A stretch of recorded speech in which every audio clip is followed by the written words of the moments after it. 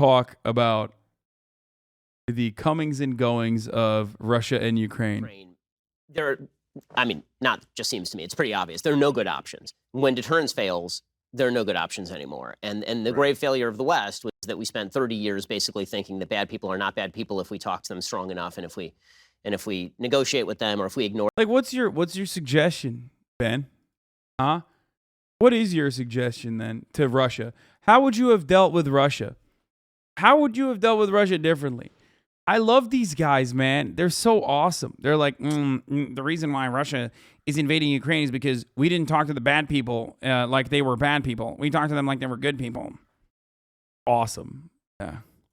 Or them taking pieces of territory in Georgia under Bush or Crimea under Obama. If we just ignore it hard enough, then maybe it sort of goes away. And now deterrence has failed. And it seems like the world order is radically reshifting. Like the United States, we seem to treat this as almost a natural disaster, like a thing happening far away. But in Europe, they're treating this as an epic shifting event. And they're talking about rearming. They're talking about forming new security alliances with Eastern European countries. Where do you think this ends up? I think this is actually turning out to be, I mean, obviously what's going on for the people of Ukraine is horrible right now. But I think in the long run, I think it's going to be a good thing because, first of all, Putin is being shown to be way less strong than we thought he was. I mean, this is, I don't know what the opposite of blitzkrieg is. Quagmire. Yeah, I mean, he's quagmiring. Yeah. Right. It was supposed to be a cakewalk. So was Iraq. You know, I'm so surprised that he actually did it because it wasn't really necessary.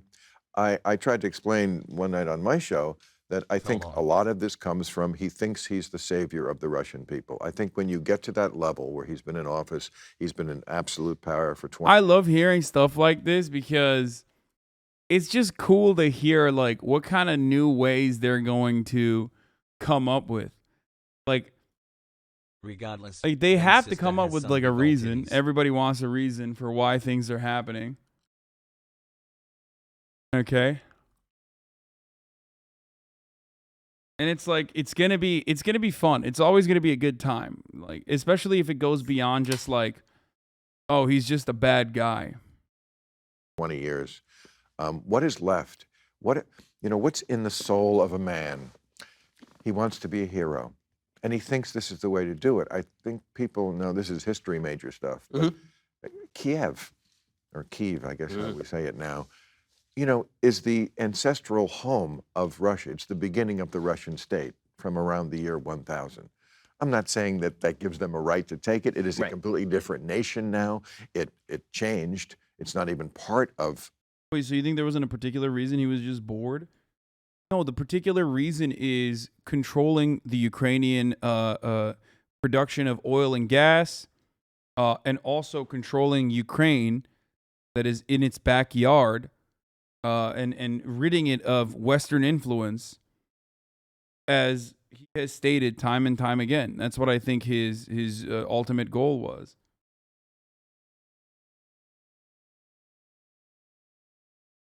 Numerous other reasons on top of that.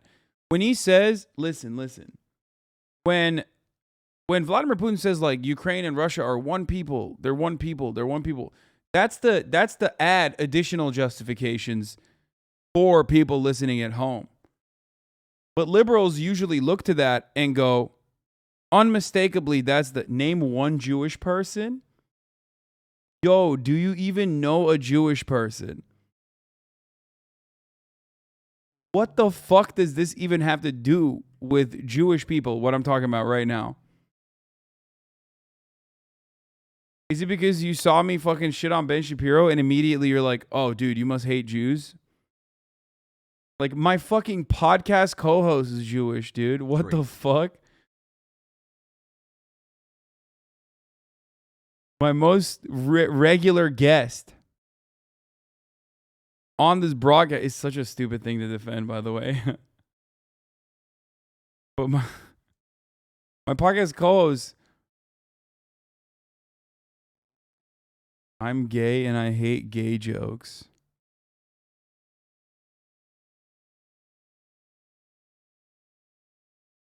Hey, Austin, we get it. You're a top. Okay, Bob the Builder 01.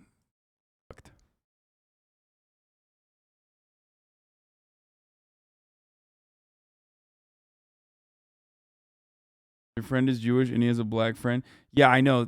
Whenever you mention that, that's a defeating argument. Like, you can just easily be like, oh, wow, look at him naming Jewish people now. Well, I mean, he requested it. But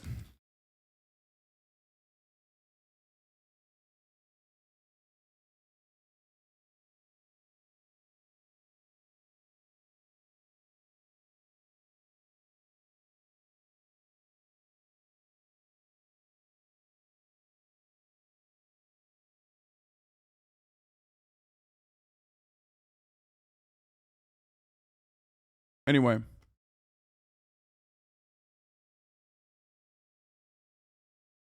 As I was stating,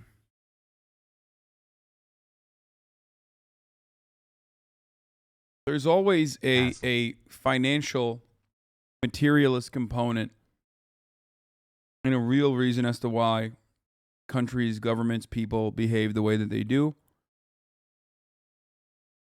Okay? And then they add ideological seasoning to their actions. Or they add, spiritual reasoning to their actions. Whatever it takes to sell the idea. Russia anymore, but that is, and I think that's what is in his mind, is I'm going to reclaim this. Yes, the Russian state moved to Moscow, but it's almost similar to the way Kosovo. I mean, when Milosevic started the Balkan Wars, it was all about, the year was 1989. It was the 600th anniversary. In that part of the world, that's like yesterday. That's so foreign to the way Americans think. But it was 1389. There's this battle in Kosovo, which again, not even part of Serbia anymore, but it was the ancestral home of Serbia, and we got to get it back. And this, I think, is what Putin wants. That is what he thinks in his mind. And what he's finding out is that not only the Ukrainian people hate him for doing this, but the Russian people hate him for doing this. They're like, are you crazy? This is not the world we live in anymore. We're on TikTok now. We can see dogs getting shot and families being torn apart and things blown up, and we're a modern country. Wait, what? Dogs getting shot? That's what... Dude, white liberal brain damage. First thing that comes to mind is dogs being shot, dude. I love that. Sorry. Country or trying to be one. Look at what are you doing? So I think it's just going to turn out horribly for Russia. The question I was going to ask you is, do you think it was the right thing to not only keep NATO going after the Soviet Union fell, but to encroach right up to Russia's borders? Because a lot of people don't. And yes. I don't. I actually do think that, I think that, here's the thing. If you are going to make overtures to a nation that they should try to join NATO and then not back it up, that's the worst thing you could do. So we took sort of the worst path with Ukraine. We were encouraging them, maybe you'll join NATO, maybe you won't. Wait a minute. What the fuck? Uh-oh. Is this a good take alert? What's happening? Join NATO. If you make an overture, maybe we'll consider it. And so that leaves them in an incredibly vulnerable spot, because we're basically saying to them, but he's like, dude, you're a neocon, brother. There's no fucking shot. Unless I guess maybe he just feels like you can do that to smaller nations, but you can't do that to Russia. That you have to make overtures to us, and meanwhile Russia's on your eastern border, and so Russia's looking at that, going, no, we're not gonna do this at all. If we had wanted, if you're gonna make a move, make it strong. In other words, if you're gonna have Ukraine join NATO, make Ukraine join NATO, and you make sure that they have the armaments necessary to defend themselves, and you have a mutual alliance pact. If you're an independent armed nation, by the way, right now, to me, the one long-lasting ramification of this that's incredible. No, by the way, no. He took the other side of that argument, where he said, you should have made Ukraine join NATO immediately and arm them, and that you should arm every other country as well and make them join NATO as well, is what he's saying. Never mind. Incredibly dangerous. If you're a non-aligned nation right now, you don't have a mutual defense guarantee with either China or Russia or the United States. How fast are you looking for a nuclear weapon right now? I mean, you are looking like hell for a nuclear weapon. Fuck. Okay, I'm back in. He's right. And you should. Weapon right now, because you don't want to be in a conventional war with a major power. Seems like Ben Shapiro has been watching the HasanAbi broadcast. That is straight out of a that is literally just in the HasanAbi doctrine. He just repeated the HasanAbi doctrine come on, dude. But that's not what I'm asking you. I'm asking you 30 years ago, Yes. 1991. Okay. What should we have done then? The Soviet Union fell. NATO was formed specifically to counter the Soviet Union and communism, which now was no more. Why keep that lines going? Why not? I hate that they're not having a bad conversation about this. This is like shocking, making me upset. God damn it, dude. What the fuck? Invite Russia at that moment. Boris Yeltsin took over, right? Invite them. You're one of us now, as opposed to keeping this organization going past the point where it had. Well, that was the overtures were made. They just said, lol, no, obviously not. The entire point of NATO is the fuck Russia pact. A reason to be going. I mean, the question is whether you really thought that Russia. Tom, why are you so nasty to people? I'm a fucking nasty freak, dude. Your first comment in here, brother. What's going on? You haven't even seen the nastiness if you think that I'm being nasty. Oh no, is agreeing with someone you don't like? No, I agree with people I Russia don't was like. going to be and develop toward being a friendly nation to the West or not. If you were a skeptical. But that caused them not to be. I mean, I wonder if that's the case. I mean, Jesus Christ, this is some Bill Maher, like the people were brave for flying the planes type take right here. Well, we'll never know. But if they had disbanded NATO and said, "Look, we're all capitalist countries now. We're not fighting communism anymore, and we're not fighting the Soviet Union because it doesn't exist. So we should stop having this organization which treats you like the enemy and bring you in." So I disagree to one extent, which is that you'll notice that there are a bunch of nations that Putin has attempted to invade. Not one of them is a member of NATO. So I think Latvia, Lithuania, and Estonia would all be Russia right now if we'd gotten rid of NATO. I mean, Finland has been bordering Russia since 1949 as a member of NATO. All of these nations. Okay. Wait, as a member of NATO? Wait, what? Wait, he's just making shit up. Like, he literally, did he just realize that, like, Finland's existence kind of destroys what he meant with, like, Latvia and shit? So he had to just lie about it and be like, Finland's been there since 1949 as a NATO member nation. That's just a lie. You just straight up made that up. It's 2022 and Finland is still not a part of NATO. And also Finland's existence as a neutral country up until this point kind of disproves Ben Shapiro's theory, which is part of the reason why he's saying they'd 100%. Finland is not part of NATO, but he's right about the Baltic states. They'd 100% be part of Russia if they were not NATO right now. I mean, dude, I hate to admit this, but it's 100% yes, they would. They literally would. There would be some kind of fucking Russian pact or ones that have existed that would absolutely add the Baltic states into it. Straight up. They would. 100%.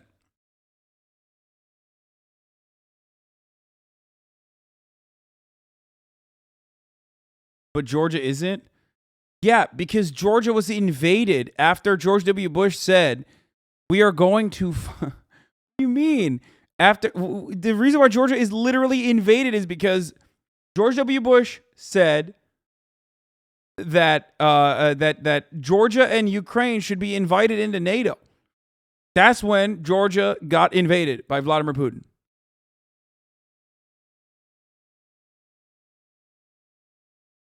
Extent, which is that you'll notice that there are a bunch of nations that Putin has attempted to invade. Not one of them is a member of NATO. So I think Latvia, Lithuania, and So should NATO exist? I'm confused. No, I don't think NATO should exist. I think in the absence of NATO, I mean, this is like literally we're doing complete fucking revisionist history here. If NATO wasn't built, if the Marshall Plan was implemented exclusively not for influential gain amongst Western European states, but exclusively to rebuild Europe for no reason other than just rebuilding Europe. If the USSR was allowed to continue its dominance, if the USSR was allowed to influence and offer material support to communist parties all around Europe, and NATO was not used as a counterbalance against that to quite literally do right-wing terror in many nations, and there was a collective security agreement that the USSR was also a part of, we would be living in a very different world.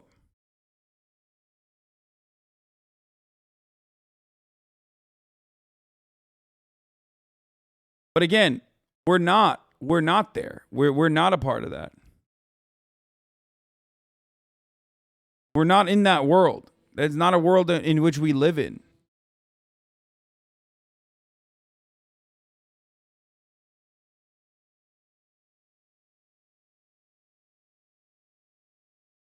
The reason why NATO was built was for the express purpose of America utilizing European nations in a collective capacity against the USSR.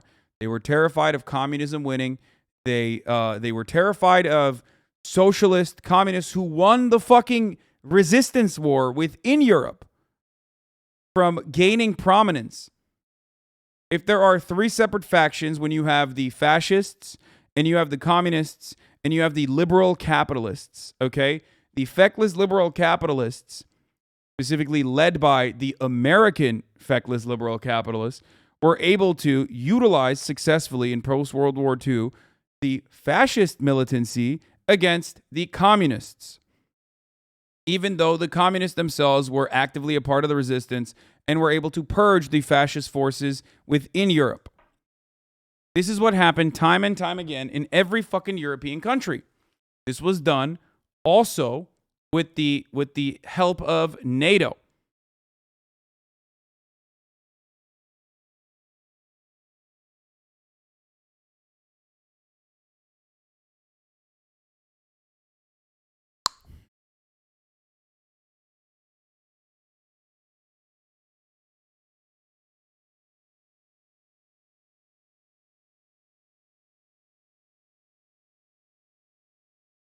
Kind of a commie take, to be honest. I mean, yeah. It is a commie take.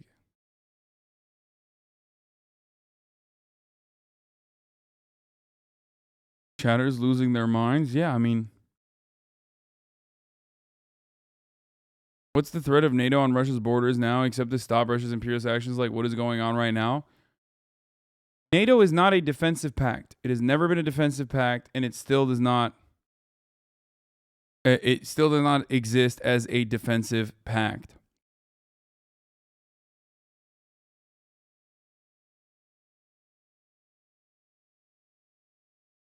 NATO has been utilized in the past to engage in America's efforts to do imperialism. It's basically yet another way for America's protection racket to continue. And while it seems like they are a justifiable force here, helping the Ukrainians rid themselves of Russian sovereignty, historically speaking, they have never been defensive, unless you think Kyle Rittenhouse was engaging in defensive maneuvers as well.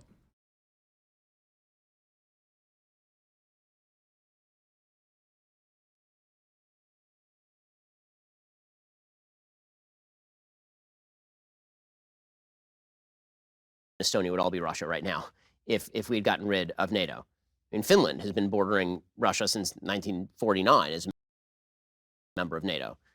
Wrong. All of these nations joined NATO in the 90s. Latvia, Lithuania, Estonia, I think they all joined either 99 or 2. Historically, blah, blah. We're talking about what's happening now. If you don't understand the inception of certain countries, you will never understand why other countries that they are literally diametrically opposed to or created, the pact that was created to fight against said country, you're just always going to just relegate back to good versus evil. This is the good forces are fighting against the evil forces. Of course, you can't ignore history when talking about these sorts of things. 2004.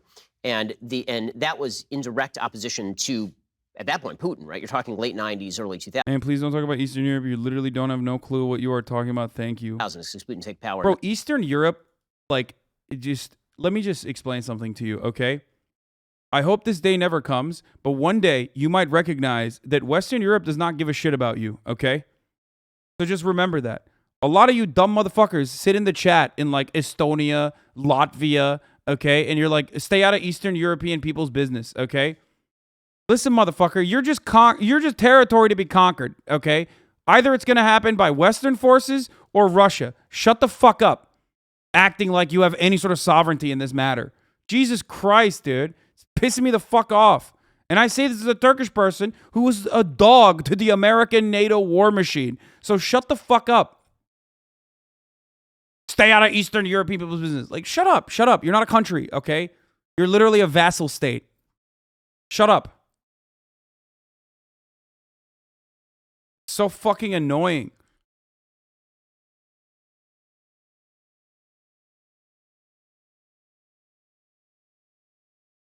1999. So I think the sort of optimistic vision, which is that if we had made more nice overtures to Boris Yeltsin, Yeltsin was a plutocrat, and he was an incompetent plutocrat at that. And then he was replaced by a much more competent plutocrat and a dictatorial plutocrat who had territorial ambition.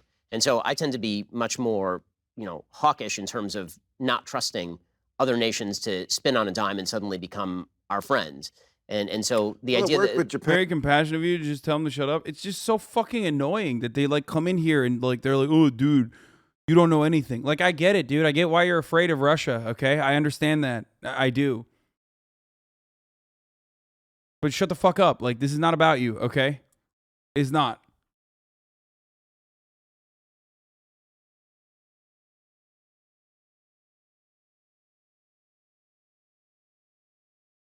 It's annoying. It's so annoying that you're just like, funny to say that when you come from Turkey too. I mean, at least I admit it. At least I admit my country's position, the country I came from. But Eastern Europeans think like, oh, we're a part of NATO now. It's different. It's like, no, it's not different, dude. You are literally, it's not different. I promise you.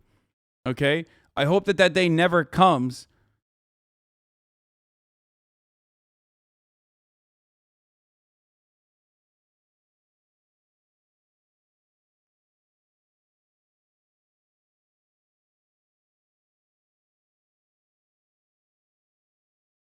But you're so fucking annoying.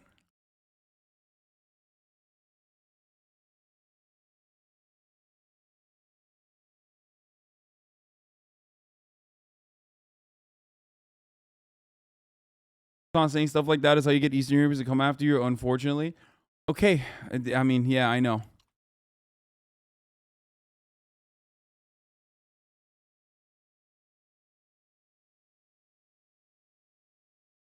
Damn right. Roast that guy for advocating for his country's own best interest. Brother, your country's own best interest is insignificant in this conversation if we're talking about Russia versus Western powers, okay? That's my point. Like, people act like there's some kind of sovereignty for smaller nations, okay? There is no sovereignty for your nation or your personal interests. You understand that, right? You can it can make you feel bad when I say it, but it's just the unfortunate reality. You saying that from the American comfort home is funny too. Dude, I think I literally am saying that because I'm in the fucking Imperial Corps.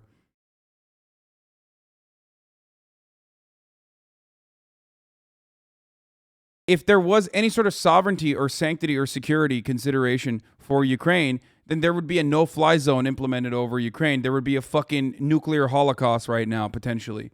But there isn't one. Do we see anything but just Javelin missiles being shipped in? Do you see a single American boot inside of Ukrainian borders? That's what the Ukrainians want. Ukrainians are living through World War III right now. And a lot of you living in Eastern Europe also recognize that, and that's a real fucking fear that you have deep down inside, that like this NATO pact might not hold. We're seeing what's happening to Ukraine. What if Russia came after us? The only reason why they would ever defend you, okay, is because you've already signed a pact, and because that would dictate that they absolutely, personally have to defend every inch of NATO territory to reassert their dominance as a global superpower. Okay?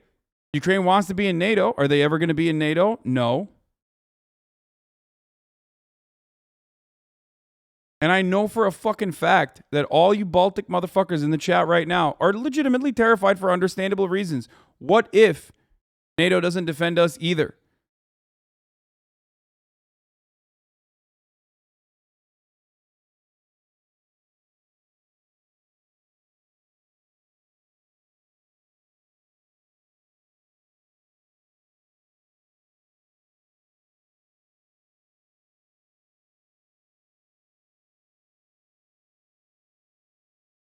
But don't fucking like, don't sit here and act like these guys give a fuck about your sovereignty, man. Because they don't. You're crazy.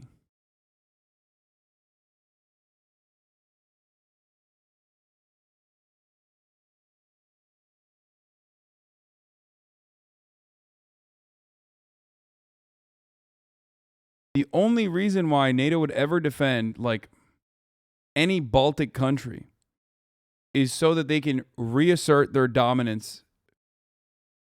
Okay? The moment that they feel like they can give an ounce of NATO territory back and Russia recognizes that and pounces on that weakness, you know, it's over. You think they're going to go to nuclear war over you think they're going to go to nuclear war over fucking Latvia, dude? No. If they ever would defend a NATO country, it would be defended exclusively so they can reinforce their global power.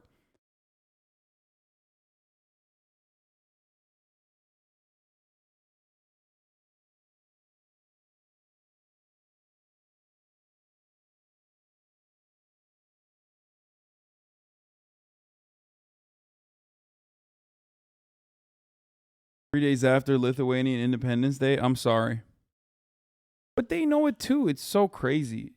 It's just like the reason why understandably so many people in Eastern Europe are terrified of this is because they also have that deep suspicion that maybe there are a two-tier protection for NATO. Different kinds of countries that maybe get different kinds of protection and coverage from NATO that maybe they would not be afforded.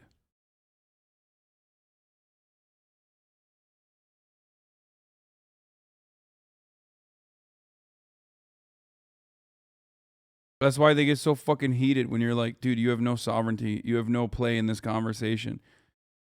Your sovereignty only extends as far beyond as like your national leadership is interested in getting guns from America.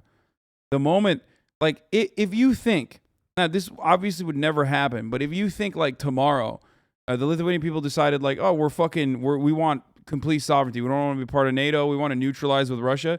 You think NATO would allow that to happen? I fucking doubt it.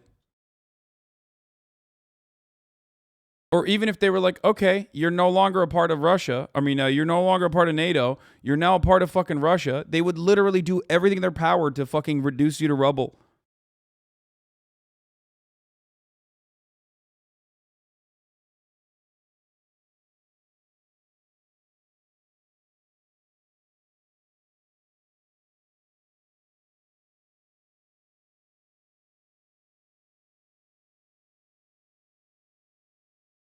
Yeah. Someone said NATO doesn't even defend Greece from Turkey, who are both its members. I mean, again, don't compare NATO. Don't look at what Turkey does in NATO. Turkey is fucking insane, okay? Turkey is in a league of its own. I'm not saying that as a Turkish person. Turkey is also actively in conflict with France doing a proxy war in Libya currently, and also in Greece as well. So Turkey is in a unique predicament always.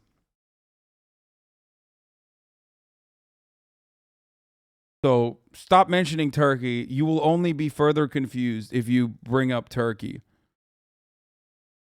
Japan and Germany, didn't it? Well, no, we fully occupied Japan and Germany after nuking Japan twice. Hi, HasanAbi. I've been in a coma since the year 2000. Did the newly elected president of Russia, Vladimir Putin, get accepted in his request to join the military alliance of NATO? Good one. And after firebombing the living hell out of Germany. So we didn't actually do any of that to Russia. But we welcomed Japan and Germany. Wait. Dude, Bill Maher is spinning right now, by the way. Is Bill Maher like fucking... And so the Well, idea it that... Japan and Germany, didn't it? Well, no, we fully occupied it in conflict. plutocrat at that. And then he was replaced by a much more competent plutocrat and a dictatorial plutocrat who had territorial ambition. And so I tend to be much more, hawkish in terms of not trusting other nations to spin on a dime and suddenly become our friends.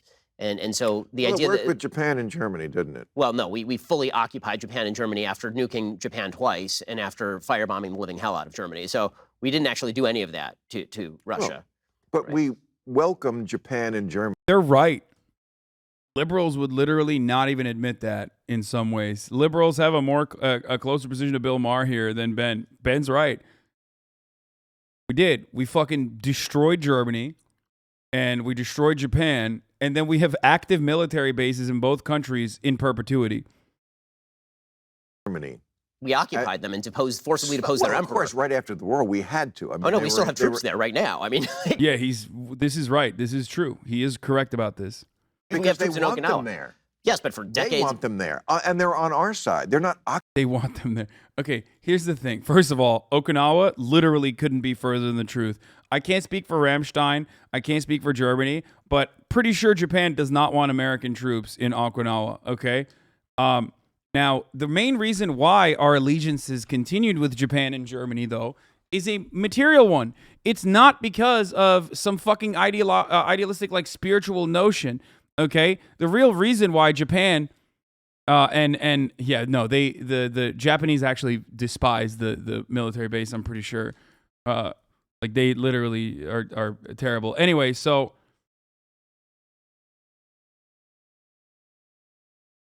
but part of it is because one, a lot of money was given to these countries after we fucking reduced them to rubble.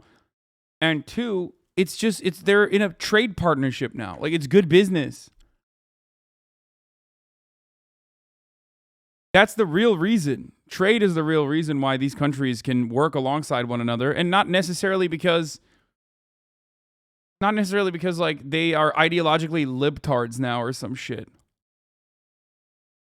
Occupying them. They're not treating Germany and Japan as an enemy. We treat them as an ally. What I'm saying is we forcibly turned them into an ally. I mean, we literally had American troops. We still have American bases in Germany. We have no American bases in Russia. Meaning the idea that we were going to take We have bases. I love that. I love Ben Shapiro's idea is like might is right politics, but like when someone else does it, he's like, no, it's unacceptable. I mean, dude, the way Ben's talking about like Germany and Japan, like industrial powerhouses. Like Russia can't even talk about like the Baltics that way, okay? But when you are living in the imperial core, this is what you can say and get away with and totally be justified in saying. And people will literally turn around and be like, you're so right, dude. You are so right, King.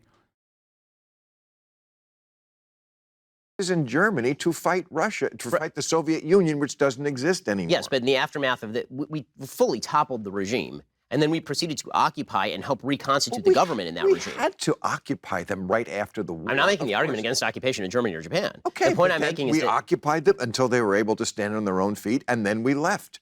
The bases there were for them because they we didn't. We did not. No. were our allies now. well, I mean, we needed to keep the bases there also in order to encourage Japan, for example, not to go after nuclear weapons. The idea is we'll defend you so you don't have to defend yourself. We don't want you rearming militarily. Right? We built an entire European Union and EC. yes. We also made Ben on foreign policy is pretty funny because he sometimes will have the premises correct, but then there's a secret premise that always is working behind the scenes that allows him to get to the exact opposite opinion that normally a human being with like a working, working part of their brain that allows them to feel empathetic thoughts would arrive at. And that part, of course, is the racism puzzle piece or the American exceptionalism puzzle piece that literally just always, he's just like, we had to occupy them. And then we stopped, and then we did trade relationships. And the real reason why, we can't ever have an alliance with Russia in a similar capacity is because we don't have a military base in Russia. It's like, dude, that's not the only way that you can fucking do allegiances with countries, okay? Like, you don't have to straight up have a military base in these countries to be able to work with them. in order to keep Germany down, right? That also made the emperor go on the radio and admit he wasn't a god. Right. So I mean, so there's try to make that speech. There's a really good book by a woman whose name escapes me right now. It's called Secondhand Time, won the Nobel Prize a few years back, and it was an oral history of Russians talking about the Soviet Union post-Russia. So it's just her interviewing a bunch of people who are standing around in 2000 talking about what the Soviet Union was like. And there's one particular interview that's really striking where she's talking to an old Soviet who had been imprisoned, tortured in Lubyanka by the KGB, who'd had friends and family members shot by the KGB, and ended up, or the GRB at the time, and ended up, GRU at the time, and ended up in World War II seeing a person who'd tortured him. And the person looked at him and said, "We're both Russian." And he says, "I don't understand the world I'm living in. My kids want Levi's and they want radios. Why can't we have that Russian greatness back?" And I think the biggest mistake the West makes generally, and this is true with Russia today, it's true with China as well, is that we tend to think that everybody wants the same things that we want. They want material well-being. They want longer lives. They want their kids to go to good schools. Wait, what does China and Russians want?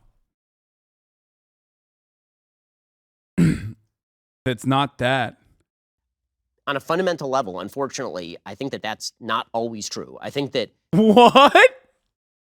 Bro, what is he saying right now? Bro, what is he fucking saying?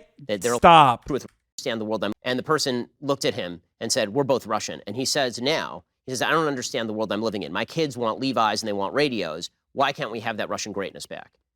And I think the biggest mistake the West makes generally, and this is true with Russia today, it's true with China as well, is that we tend to think that everybody wants the same things that we want. They want material well-being. They want longer lives. They want their kids to go to good schools. On a fundamental level, unfortunately, I think that that's not always true. I think that there are a lot of people who want... George Orwell wrote this about Hitler in 1940. He said, one of the reasons Hitler's successful is because what Hitler realizes is something that we in the West don't, which is we say we want a washing machine and we want a nice radio. What Hitler understands is sometimes people want blood, struggle, toil, and tears. Yeah. And if they don't want that, then it takes them a while to realize that the cost of that is too high. And maybe that's what we're seeing right now in Ukraine. We can hope is that the Russian people are beginning to realize. The Russian people, by the way, 5 years ago were polled about Stalin, and 70% of whom said, "Good guy." Maybe they're starting to realize. What? Dude, he went to like 11 different places with this. I don't even know where to begin. Okay, just unhinged ramblings. Is he trying to say that people in Russia and China don't actually want comfort, safety, and security? Does he not realize that a world that is dominated by America, what people want and how their states operate at the behest of those desires, if those desires are in line with what the state is doing, let's say, is the death and destruction of the United States of America? I just want to point that out. Like wanting to, at the very least, end America's dominance and saying they want safety and security is not, it's not in contention with one another, okay? That is actually, as a matter of fact, totally in line with those wishes. I'm straight, just not always. Thank you for the 50, get the subs.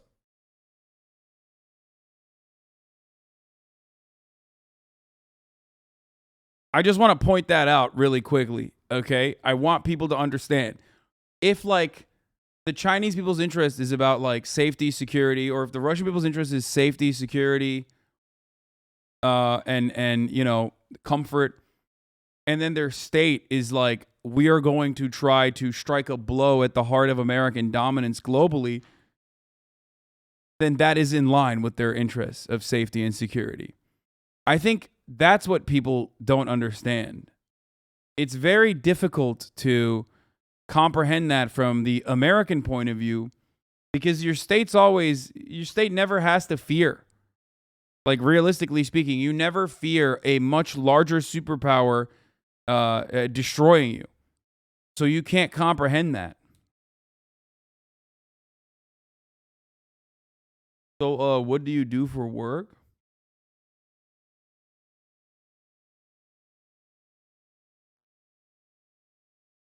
This. There are too many.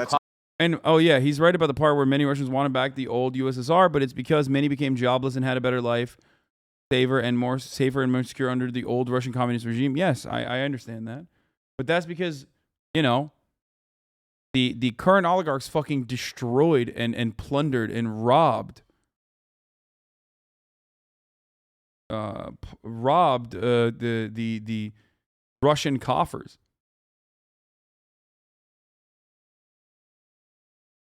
Cost of Poll this. he took. There have been multiple polls that show that Stalin is still held in fairly high esteem by a significant percentage of the population. Oh, Stalin. I thought you meant Putin. No, not Sorry. Putin, Stalin. Yeah. And so Yes, because strongman is built into the Russian culture. And I also would say this about the Russian people. It has nothing. It fell. The door's open.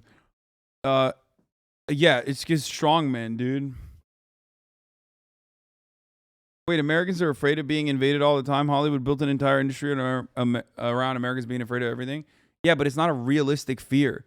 Like, if you think as an American you have a fear of your safety and security, you've never. I mean, I know you're not American. You're Australian, but Korean. But Americans don't have a fear, a legitimate fear of their safety and security in a way that even like a regional territorial power like a Turkish person could have fear of.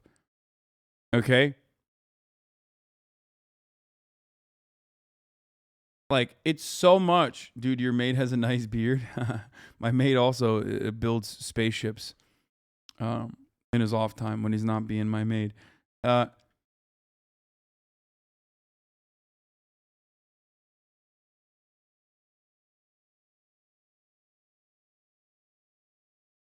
Americans are so devoid of like legitimate fear of a larger superpower dominating it that we create our own boogeymen to be afraid of.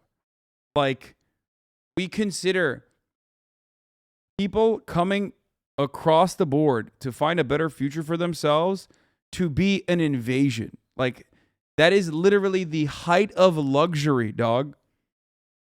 In comparison to the, you know, people in the Baltics that I was shitting on earlier. Like, those people, they have some legitimate fears. Being dominated is in their shared history.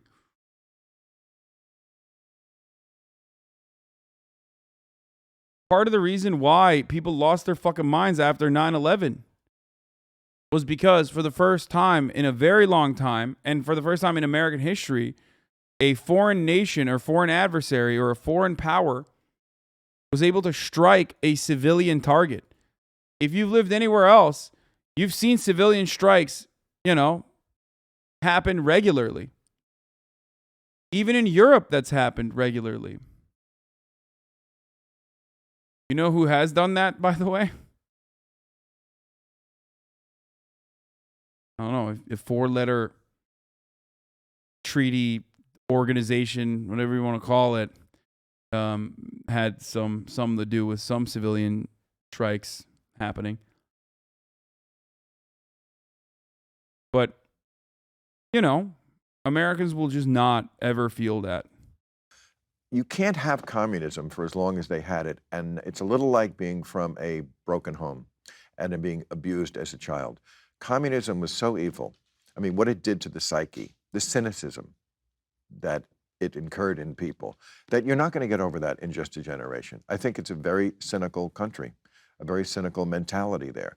And, you know, when I hear people nowadays, fact-free, talking about how, you know, a lot of, you know, if you look at Gen Z, it's like a lot of them think, oh, maybe communism, be good to give that another try. You know, they just don't understand. Because they have this idea in their head that if something happened before they were alive, what does it matter? It didn't really happen. It's like, but stuff did happen. Stuff did happen. I know you weren't around for it, but Yeah, a lot of stuff happened, you know? We did a lot of stuff on the capitalist side. it really did. And other people noticed it. And we learned that lesson. You know, communism doesn't work. I'm and straight, it makes just people not very always. Thank you cynical. for the Remember 10 that of the old joke they subs. had about we pretend to work and they pretend to pay us? That was the system. I mean, that's not going to go away overnight. You know what's not going away overnight? Fucking Red Scare propaganda in the mind of a boomer that is brain rotten like fucking Bill Maher.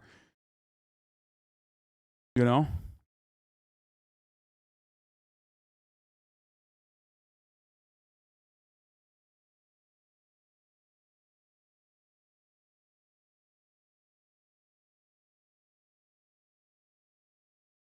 I see a lot of Gen Zers saying we should try fascism again. That too. That's real. That there is a real interest in Gen Z for that too. All of this comes from